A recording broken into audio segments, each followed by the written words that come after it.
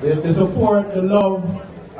There's nothing like competing on a Saturday afternoon and running up to the KC stands and having fun with you guys. So I just want to say thank you. Another thing, next year is the school's 100th anniversary.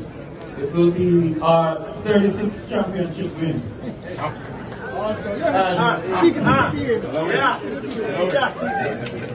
But to get to 36, we need your help.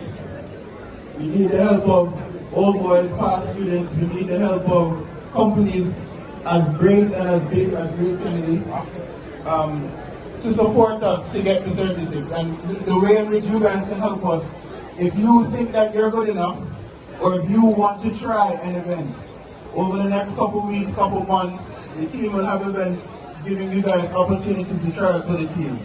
And I must say, we have a motto at our school, the brave may fall but never yield. We have to consider the first part of that, being brave, being bold. So everyone may not think that they have the potential to be an athlete, but giving it a try can't hurt.